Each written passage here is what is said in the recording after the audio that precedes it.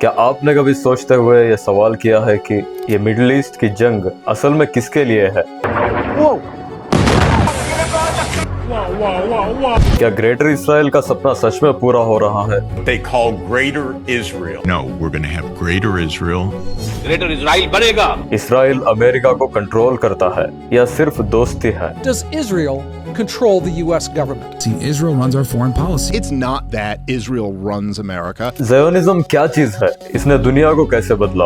और जीव्स और ज़योनिस्ट में फर्क क्या है? There's no greater evil in the world today than Zionism. Zionism is not Judaism. Zionism is a political philosophy. It's not anti-Semitism to be against Zionism. क्यों Iran में लोग बाल की मूर्ति जला रहे हैं इसराइल के सिंबल्स के साथ? Was a false god just burned to the ground? Iran burnt a statue of Baal. America दूसरे मुल्कों के लिए क्यों इतना स्ट्रिक्ट है मगर इसराइल के लिए अलग? Why does the United States support Israel? Well, there's a history. America has been Israel's closest ally for decades. Why is America giving so much support and aid to Israel when we have so many problems in our own country first? अगर ये सब चलता रहा तो future में क्या होगा? तीसरी वर्ल्ड वॉर या global crisis? World War III will begin in the Middle East. लेकिन अब जंग लड़ी जाएगी middle east. I will prevent World War III, and you are very close to World War III.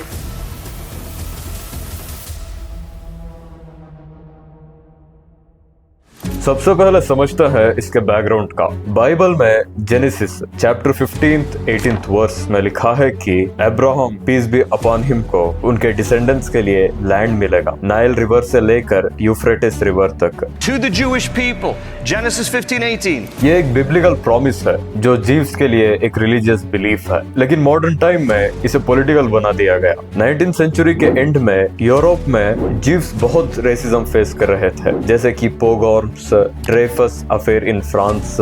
उस टाइम एक Austrian journalist Theodore Herzl ने सोचा कि जीव्स को अलग होमलैंड चाहिए जहां वो सेफ रह सकें। 1896 में उसने बुक लिखी डेर जुडेनस्तात द जीविश स्टेट। 1897 में बैसल स्विट्जरलैंड में फर्स्ट ज़ायनिस्ट कांग्रेस हुआ और वहां से ज़ायनिज्म की शुरुआत हुई। उनका एजेंडा यह था कि पैलेस्टाइन में जो ओटोमन एम्पायर का हिस्सा था एक जीविश नेशनल होम बनाना। हल्स ने अपनी डायरी में लिखा था कि शुरू में उसने एक ऐसे इलाके का सोचा था जो ब्रूक ऑफ इजिप्ट से लेकर यूफ्रेटिस रिवर तक फैला हो, लेकिन उनका मेन गोल ये था जीव्स के लिए एक सेफ जगह बनाना जहां वो एंटीसेमिटिज्म से बच सकें।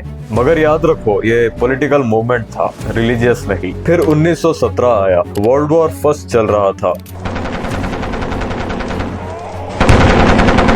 ब्रिटेन ने बैल्फोर डिक्लेरेशन इशू किया। फॉरेन सेक्रेटरी आर्थर बैल्फोर ने लॉर्ड रॉथस्चाइल्ड को लेटर लिखा। हिज मैजेस्टीज गवर्नमेंट पैलेस्टाइन में जीविश लोगों के लिए एक नेशनल होम के लिए एस्टैब्लिशमेंट को फेवर के साथ देखती है। ये ज़ायनिस्ट के लिए बड़ा बूस्ट था। उस टाइम ब्रिटेन एक ही चीज 3 लोगों को अलग अलग तरीके से प्रॉमिस कर रहा था। अरब्स को बोला कि तुम्हें इंडिपेंडेंस मिलेगी, जीव्स को बोला कि पैलेस्टाइन में उनका नेशनल होम होगा, और फ्रांस के साथ चुपके से डिसाइड कर लिया कि एरिया को आपस में बांट लेंगे। मतलब ब्रिटेन एक साथ सबको खुश करने की कोशिश कर रहा था, लेकिन प्रॉमिसेस आपस में क्लैश कर रहे थे। ये कॉन्ट्रडिक्शन ही आज की कॉन्फ्लिक्ट की जड़ है। 1920s में ब्रिटेन ने पैलेस्टाइन को कंट्रोल करना शुरू किया, ब्रिटिश मैंडेट बना। उसके बाद वहाँ जीविश लोगों का आना बढ़ने लगा। Jewish refugees from Europe are brought ashore to be transferred to vessels to take them on to Cyprus for internment there. और जब होलोकॉस्ट हुआ तो और भी ज्यादा लोग वहाँ शिफ्ट होने लगे। 1947 में यूएन ने एक प्लान दिया जिसमें पैलेस्टाइन को 2 पार्ट्स में डिवाइड करना था, एक जीविश स्टेट और एक अरब स्टेट। जीव्स ने इस प्लान को मान लिया, लेकिन अरब्स ने इस प्लान को रिजेक्ट कर दिया। फिर 14 मई 1948 को इसराइल ने इंडिपेंडेंस डिक्लेयर किया।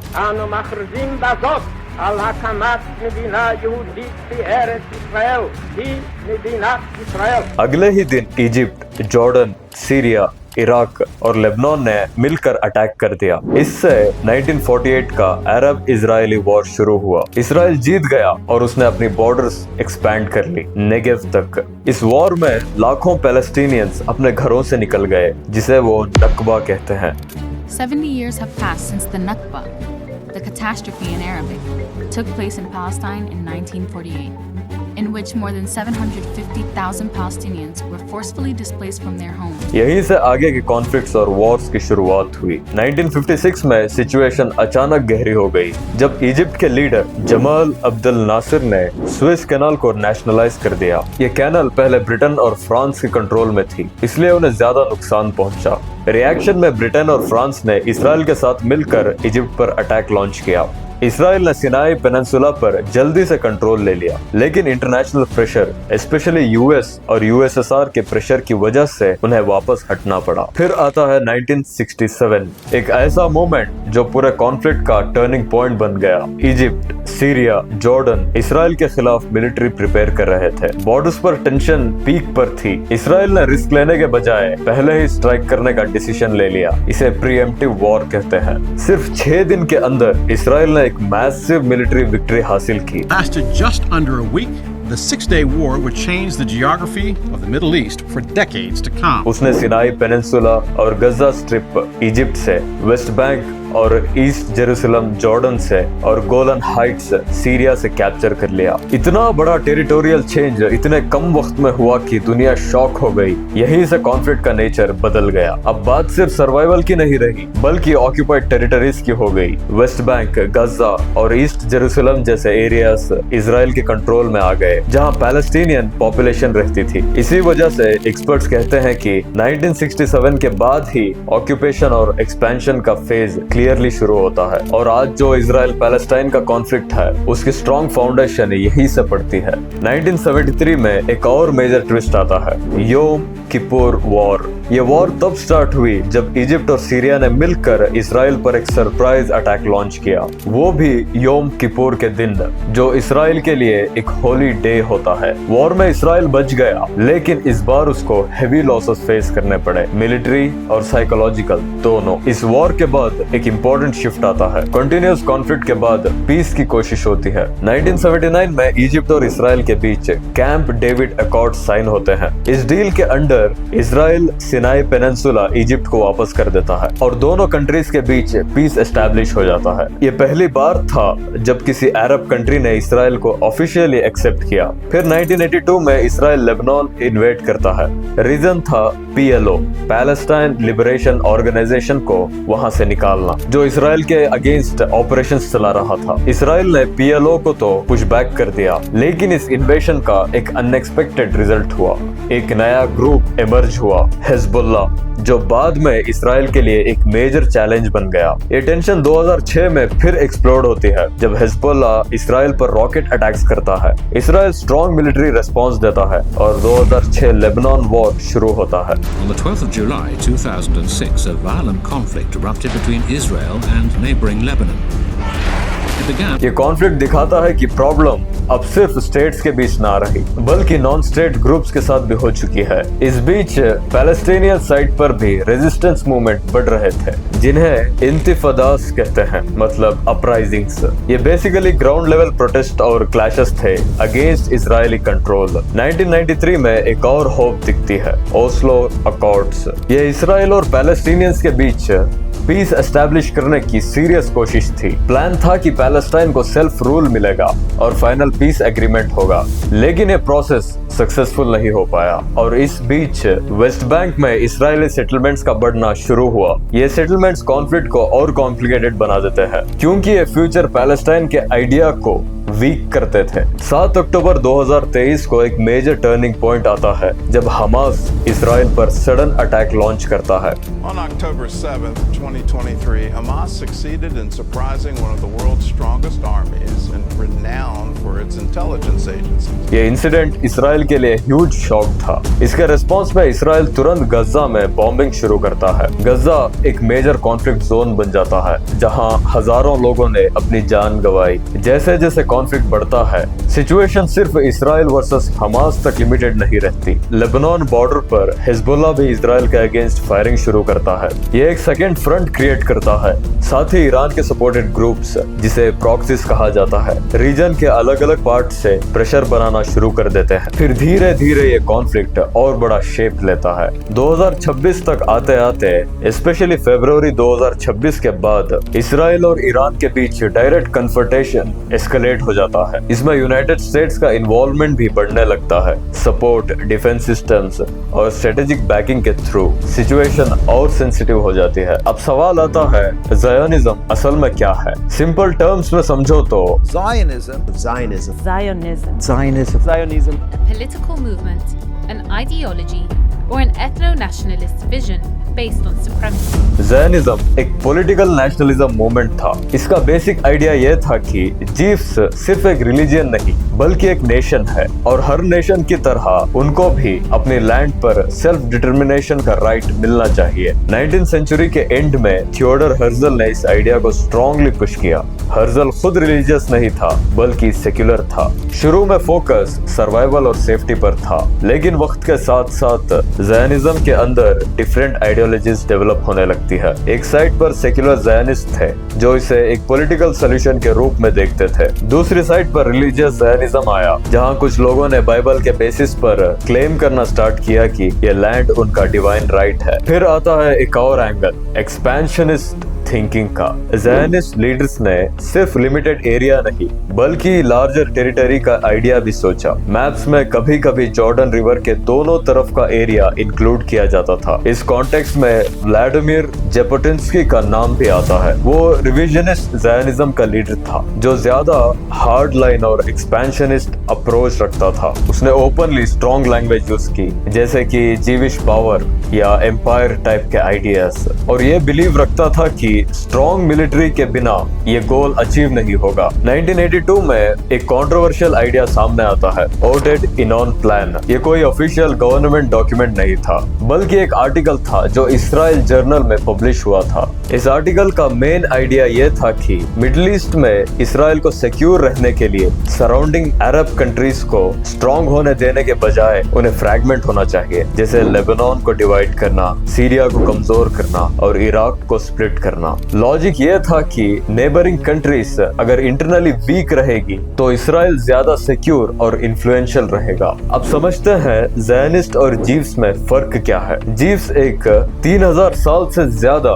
पुरानी कम्युनिटी है। ये सिर्फ एक रिलीजन नहीं बल्कि रिलीजियन, एथनिसिटी और कल्चर का कॉम्बिनेशन है। इनका रिलीजियन जुडाइज्म है जो तोरा, एक गॉड और ट्रेडिशंस पर बेस्ड है। कुछ जीव्स बहुत रिलीजियस होते हैं जबकि कुछ सिर्फ कल्चरल या सेक्युलर होते हैं। दूसरी तरफ ज़ायोनिज्म एक नया कॉन्सेप्ट है। ये सिर्फ लगभग 130 साल पुराना एक पॉलिटिकल आइडिया है जिसका मेन गोल जीव्स के लिए एक अपना नेशन स्टेट बनाना था, मेनली इसराइल में। यहाँ सबसे इम्पोर्टेंट पॉइंट ये है कि हर जीव ज़ायोनिस्ट नहीं होता। जैसे न्यूटोराई कार्ता जैसे अल्ट्रा ऑर्थोडॉक्स ग्रुप्स ज़ायोनिज्म के खिलाफ हैं। उनका मानना है कि असली जीविश स्टेट तभी बनेगी जब मेसिया आएगा, इसीलिए वो आज के इसराइल को सपोर्ट नहीं करते। इसके अलावा कई मॉडर्न जीव्स स्पेशली अमेरिका में इसराइल की पॉलिसीज को क्रिटिसाइज करते हैं, लेकिन फिर भी अपनी जीविश आइडेंटिटी और जुडाइज्म को फॉलो करते हैं। दूसरी तरफ सब ज़ायोनिस्ट भी जीव्स नहीं होते। कई नॉन जीव्स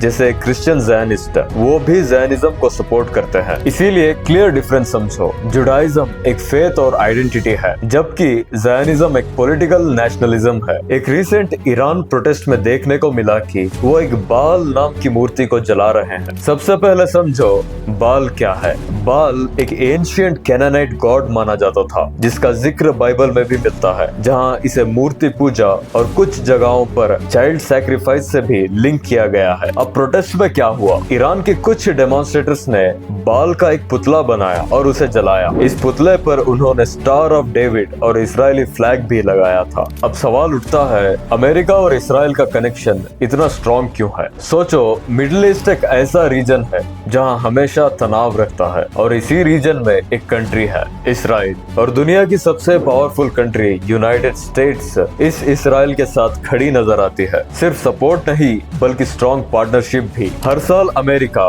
इसराइल को $3 to $4 बिलियन की मिलिट्री हेल्प देता है। वेपन्स, डिफेंस सिस्टम्स, टेक्नोलॉजी सब शेयर होता है। दोनों कंट्रीज इंटेलिजेंस भी शेयर करती है, यानी सीक्रेट इंफॉर्मेशन। मतलब ये सिर्फ दोस्ती नहीं, एक स्ट्रेटेजिक अलायंस है। अब सवाल आता है, क्या इसराइल का इन्फ्लुएंस अमेरिका के डिसीजंस पर पड़ता है? यहाँ एंट्री होती है एक पावरफुल ग्रुप की, AIPAC। ये एक लॉबिंग ऑर्गेनाइजेशन है। सिंपल लैंग्वेज में समझो तो ये ग्रुप अमेरिका पॉलिटिक्स के अंदर रहकर ये इंश्योर करता है कि पॉलिसीज इसराइल के फेवर में रहे। मगर कैसे? इलेक्शंस के टाइम पर ये ग्रुप्स पॉलिटिशियंस को सपोर्ट करते हैं या अपोज भी करते हैं। 2024 के इलेक्शन साइकिल में ऐसे ग्रुप्स ने $50 मिलियन से ज्यादा पैसा स्पेंड किया। अब सोचो, जब इतना पैसा और सपोर्ट किसी एक सिस्टम में फ्लो करता है तो उसका इम्पैक्ट भी होता है। यूनाइटेड नेशन सिक्योरिटी काउंसिल में जब भी इसराइल के अगेंस्ट रेजोल्यूशंस आते हैं, अमेरिका अक्सर अपनी वीटो पावर यूज करता है। 40 से ज्यादा बार ऐसा हो चुका है।